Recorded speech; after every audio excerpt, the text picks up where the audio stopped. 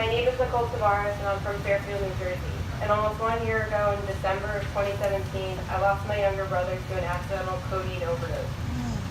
My brother Joe was only 20 years old and my only sibling. He was a man of few words, but when he did have something to say, he always made an impact. He was a quiet, private guy who never put his problems on anybody else, including his own family. He was a comedian to those closest to him and could always put a smile on your face. When Joe started his freshman year of college at Arizona State University, he struggled with the adjustment as many of us do. He was homesick as this was his first time he'd ever been far away from me and my parents, and we were a pretty tight-knit family. He also struggled with knowing what he wanted to do with the rest of his life. To us, back at home, he always kept a smile on his face, never hinting to us what was truly bothering him. It was during this time that my brother was introduced to Xanax and codeine. He was vulnerable, lost, and didn't want his family to know he was having a tough time, so he turned to something else to try and help him manage. Like many others in his shoes, Joe did not intend to go down the path of addiction. He thought he would just take the pills to take the edge off and help him get back on track. Unfortunately, it wouldn't be that simple. A few months into his second year at ASU, my parents got a call from Joe's roommate. We found out that he had been struggling with an addiction to Xanax and codeine for a year and a half, and he was in bad shape. Within 24 hours, my parents and I flew to Arizona, grabbed my brother, and flew him to a treatment center in Florida. When we arrived at his apartment to get him, I did not recognize the person looking back at me. This was not my brother. After 30 agonizing days, right before the holidays, Joe was finally able to come back home.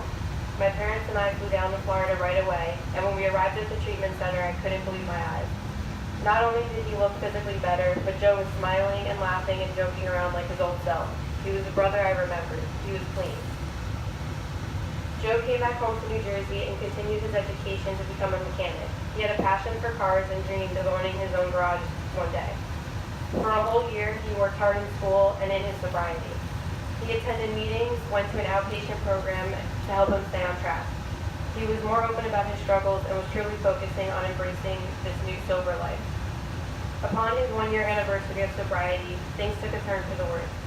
Joe began to close himself off once again, shutting the rest of us out. Soon after, on December 16, 2017, my brother had died at home of an accidental codeine overdose. I will never truly know exactly why my brother decided to take that pill 3 years ago. What I do know is that my brother never expected the path of addiction to become his. But I guess it's how it usually goes. No one ever chooses to become an addict. No one has to, because addiction does not discriminate. It is a disease that does not care where you come from, how you were raised, or how much money you have. Addiction affects not only the lives of the addict, but also of their families and loved ones around them. As a community, we need to teach each other more about what addiction can look like. That addiction can come in different forms and affect anybody, anywhere, at any time. We need to show our kids how something found in your own home can be just as deadly as something you can buy on the street. They need to know that not all drugs are obtained illegally and that what you can get from your own doctor can be equally as lethal. Those already battling addiction and their families need to be better informed of the resources available to them, whether they are seeking treatment or already in the early stages of recovery. This awareness walk that we all participated in today is one of what I hope will be many more steps taken to help others become better informed of this growing epidemic. My brother, like many, never imagined something like opioid addiction would ever happen to him. My parents never imagined they would lose their only son, and I never imagined that I would lose my only brother to such a disease. As a community, we need to share our stories and let each other know that there are people out there who understand exactly what you're going through. We need to help each other learn as much as we can.